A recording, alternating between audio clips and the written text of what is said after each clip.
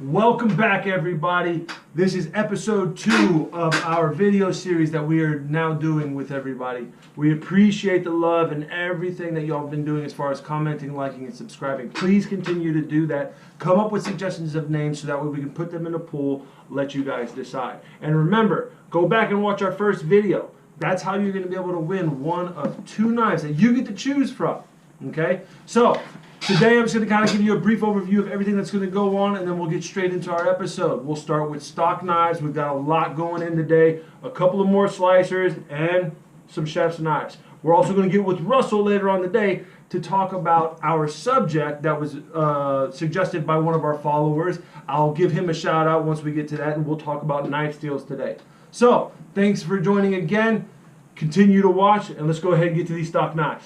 Alrighty, everyone. So here is our selection of new stock knives going in on the website. Starting now, if I'm not mistaken. Yes, they are in on the website now. I'm going to start from the left. I apologize for any weird reflections. That is a lot of shiny on the table.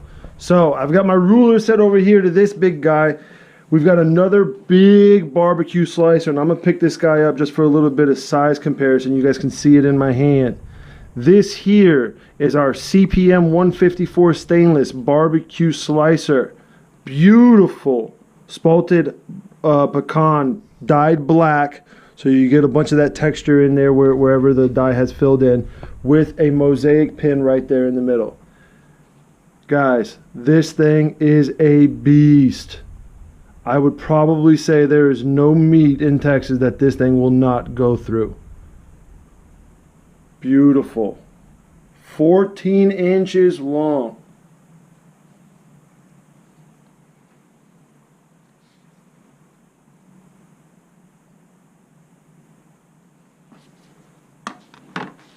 Alrighty. Next slicer we've got on deck is going to be another slicer under 14 inches. Not as big, but still a very big barbecue slicer. This is our regular dyed spalted pecan, and as you can see, beautifully done. Also in our CPM 154 stainless, this is a sandblasted buff forged finish, so you're going to see a lot of the texture here where the buff forged finish kind of pops through, and then you've got a sandblasted finish, nice matte finish for those who don't want to scratch up their shiny.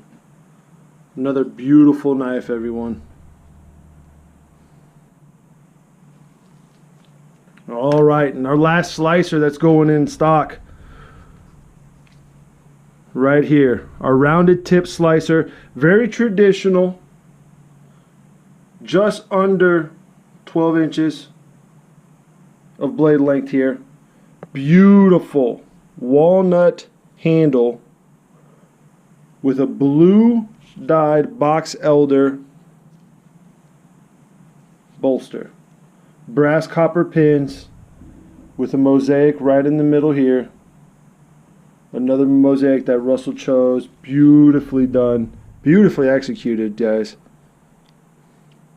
And just a nice, this is a little bit smaller, so for more intricate cutting, stuff that you know, if you don't have anything that's super big cuts of meat, big briskets, this will definitely get the job done. You'll see this size in a lot of kitchen blocks. A lot of production kitchen blocks have slicers this size. So this is definitely something that can go in an everyday kitchen. Alrighty, everyone. I took the slicers off the table. I was just dealing with a little bit more cramped up space. As you can see, I got to take them off, give myself some space here. Now on to our chef's knives that are going in stock. Starting off with our E02. Very beautiful blade done by Steven. I've been getting on Steven to make sure we get some knives of his in here, and so he went ahead and made sure we got some this Saturday. This is a beautiful CPM 154 stainless E02 with a desert walnut handle. Beautifully done. Steven loves the shiny finish, so he definitely knocked this one out the park here on both ends. And guys, just a great kitchen piece. Pretty much a workhorse chef's knife that you can see in a lot of people's kitchens. Versatile for so many different things. already on the website. Get it before it's gone, guys.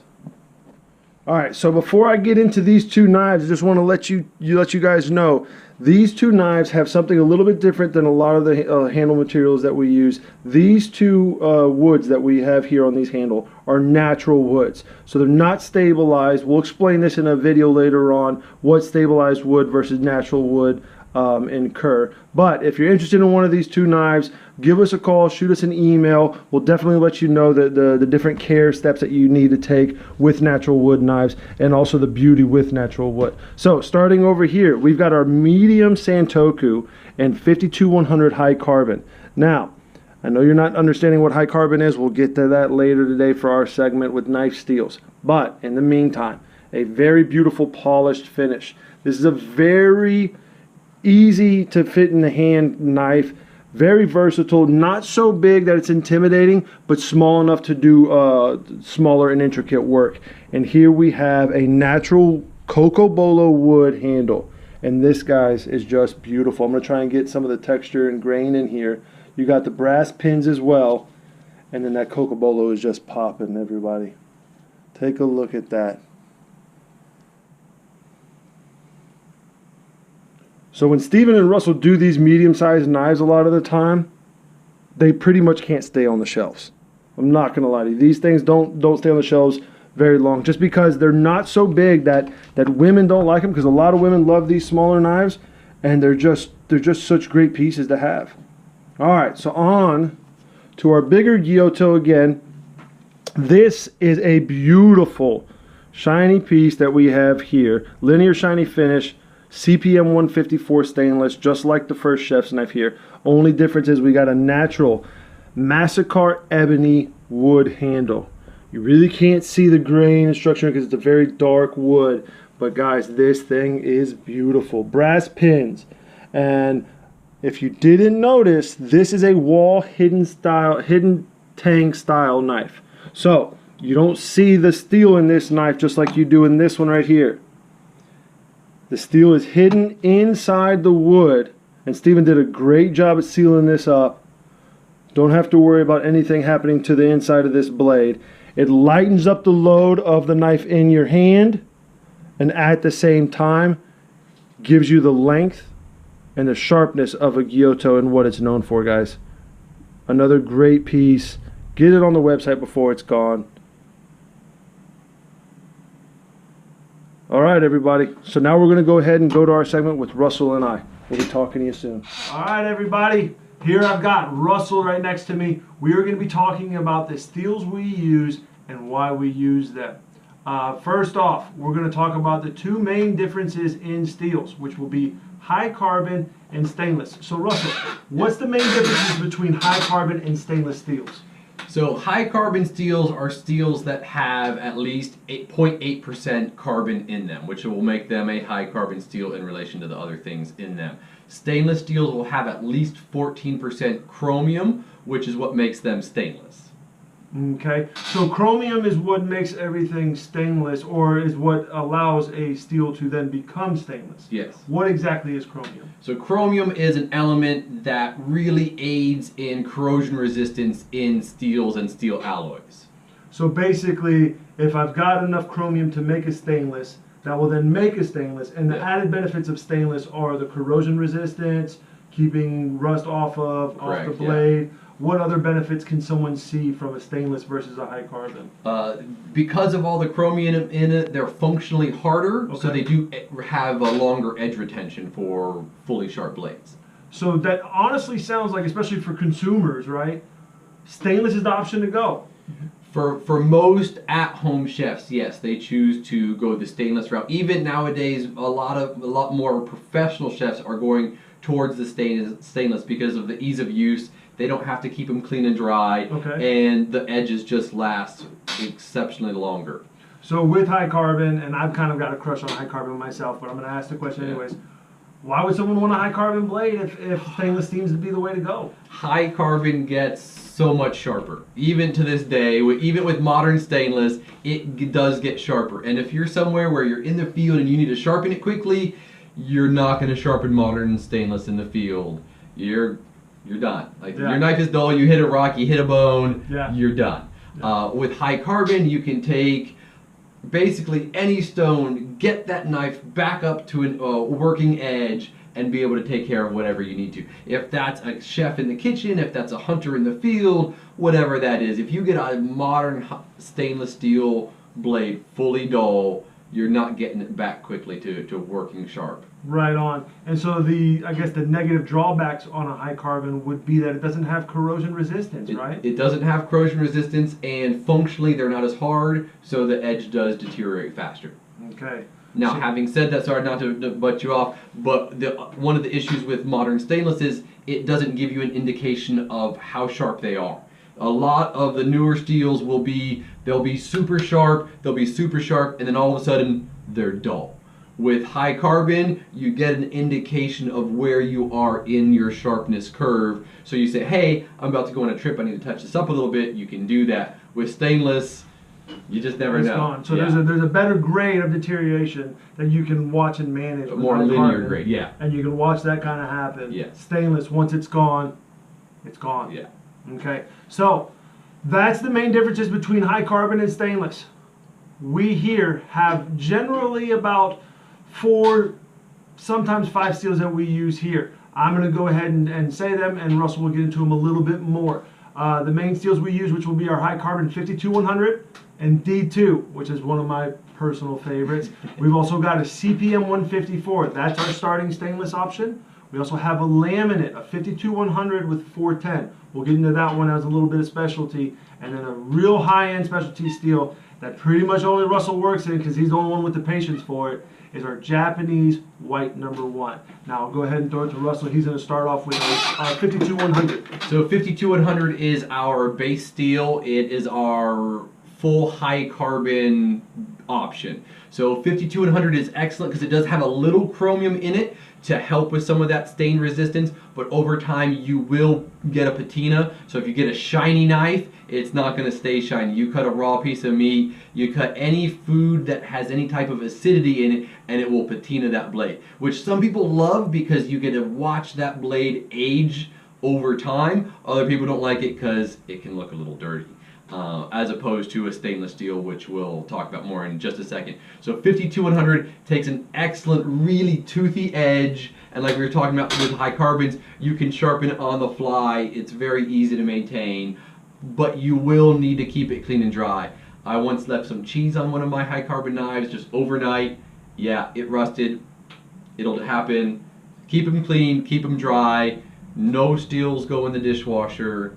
No quality of knives go in the dishwasher. I know you're going to say this, but I had to throw it in there. Please. No dishwashers. Hand dry, hand wash. Yeah. So that's 52100. Any further questions on 52100 or any of these other steels, feel free to throw them in the comments. We'll talk about them on social media as well. And just to kind of pause right in there, a lot of times we'll get someone who actually buys one of our knives or buys a knife somewhere else, and they buy a high carbon blade and don't know it right off the bat. It's a shiny blade, it looks great, it looks fine. They throw it in the dishwasher one time, they leave it in the sink, the husband or wife, depending on who does the cooking, does something wrong, and all of a sudden someone comes to us and they freak out thinking that their knife is just completely ruined and done because there's rust spots, corrosion. If that happens, if you guys have a high carbon knife, if you're in the Houston area or any area where you can send it to us, we'll clean it up, we'll explain to you different ways to maintain and care for that blade, and also to give it back to you in a brand new shiny fashion. That way you'll know now how to take care of that high carbon. But enough from that, I just wanted to throw that out there to you guys so you know that if that happens, bring it to us, we'll take care of it. On to D2. Okay, D2 is a relatively new addition in our steel lineup. Got a great reputation in the steel industry. It's what's called a tool steel, which we didn't go over that. We went over high carbon and stainless. So tool steel is this kind of funky segment in between high carbon and stainless. Technically, it's a high carbon steel, but it's almost a stainless steel because 14% is really the cutoff. D2 has 12. So it's really close in the carbon content to becoming a stainless. So that's why I call it like a near stainless high carbon. It's really cool. Daniel loves working with it, so I'm going to let him talk about it a little bit more. Yes. You pretty much get the toothiness and sharpness of a high carbon. My very first knife, which was given to me at 18, was a D2 steel knife, and I still have it till this day. great steel to work with. And just like Russell said, it's pretty much almost stainless. So you're getting the benefit of corrosion resistance. Not as great as a stainless, but near to it. And you're getting the sharpness of a high carbon. For me, one of the added benefits of D2 is that when I'm sharpening it, it's very easy to indicate how sharp it's getting because it gets so toothy, because it sharpens up really fast. So that's one of the main reasons why I love D2 and high carbon just in general, because I can tell when that knife is sharp. Yeah. And all of our leather tools, in most woodworking tools you'll see, will be a tool steel, hence the words tool steel. So every tool we make for our leather work is a D2 steel. It takes a really acute edge, it'll take a buffed edge and just shave leather like no business. Love it. And I know you didn't talk about it, but the finish it gets, when you make it shiny, it's got this really cool orange peel look where you're literally, it feels like you can see the micro granular structure of the steel. And it's just, there's nothing else like it. So yeah, that's D2. Yeah. Great steel, guys. High carbon, definitely one of my favorites. Let's go ahead and move on to our stainless option, CPM 154. You worked with this a lot. A lot, yes. I moved from 440C to CPM 154 5-6 years ago, and now the vast majority of our knives are made out of this steel. It's got an amazing reputation in the industry as one of the higher end, not a premium, but a higher end stainless. It's amazing. The edge holding is amazing. The edge it takes it's just under 52. I can't stress enough how similar these two steels will take edges. It gets toothy and it will take that and it will hold it. You can beat it up, again in its maintenance what that knife was designed for, and you just abuse it, whether that's in the kitchen or on a hunting trip in the field, camping. It's a great steel. It gets super shiny, but at the same point it takes some amazing other finishes that we do. I believe we're going to do a different video about finishes we do on steels later on, so I won't get too much into that. But yeah, it's absolutely amazing steel. Love working in it, and it is our number one used steel at this point in time. So you made a comment a second ago of going from 440C to CPM 154, and you say that because and from what you've told me, you've had problems working with 440C. But I also see that in production knife companies, Benchmade, some of their lower end steels or steels that they've gone away from was 440C. Yes. I feel like at one point 440 was a decent or good steel to work in, but I have seen a lot of the CPM or CM 154s. Yes.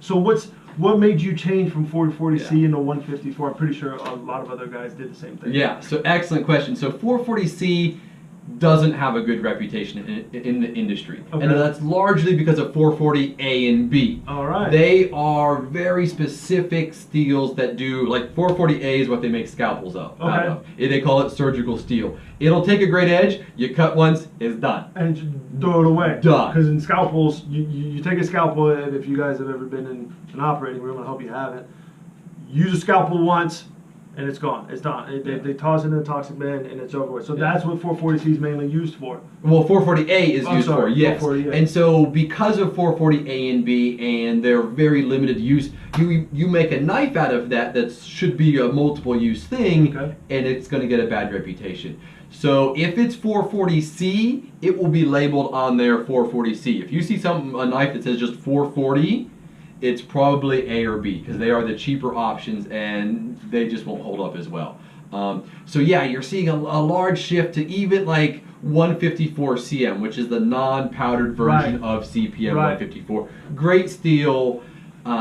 It's not re-smelted, and we'll go into that. There's a whole other conversation on stainless. A long conversation. And so you're seeing this because for literally a few dollars more in the manufacturing process, you can go from a 440C to a 154 CM, and you get all the added benefits. It doesn't quite have the reputation as CPM 154, but it still has a really good reputation. So in working with the two, what made you say, all right, I've got to go with CPM 154 over 440C? After heat treat, 440C is horrible to work with. Okay. It is slippery, and I know you hear me say the word slippery. What's slippery steel look like? Literally, as you're grinding on one of these belt grinders, and you're grinding on it, literally feels like it's just slipping around. You can't tell when you're grinding, how it's grinding. It's like grinding on a glass. It's just slipping all over the place.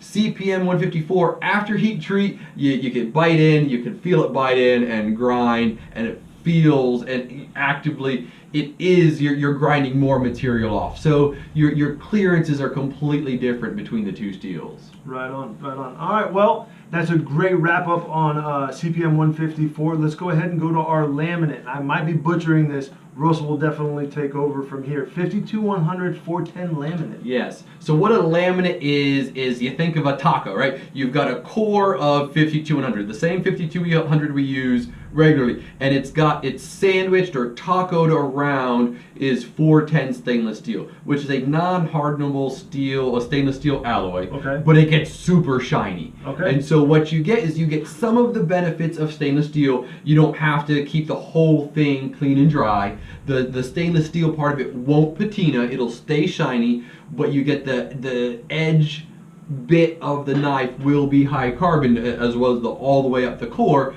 so that bit will patina and you'll get that really toothy 52100 edge that it'll come with. And great steel, great combination of the types of steels, and you'll see a lot of laminates out there. They'll do them with 52100. They even make stainless on stainless laminates now. Okay. For different things. All of them are very specific uses, but it's one of those really great things that we use currently only for stock knives because it's still a very limited availability as far as purchasing it. We hope to in the future be able to do them for customs as well. That'll really depend on where the market goes. So kind of an easier breakdown based off of what you told me is I basically have the sharpness right in the middle, my meat of my taco per se, right? So that'll mainly be my edge, and then I get the protection of a stainless. Yes. So that to me sounds like a great end all be all to wanting a knife right there. Especially if you love high carbon, yeah. I get the stainless protection and I get the high carbon sharpness. Yeah. But the issue, it's Cost. not made. It's not it cost and it's not made as much. Yeah. So getting a hold of it is a little bit of an issue when we do.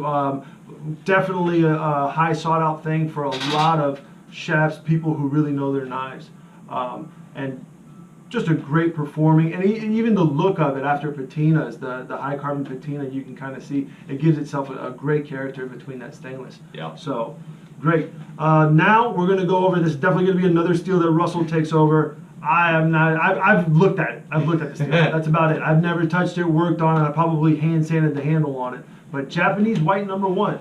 Japanese white #1. So this is a steel I buy from my teacher and mentor, Murray Carter. He's the only one in the country that imports it. I can get it from him in very limited quantities.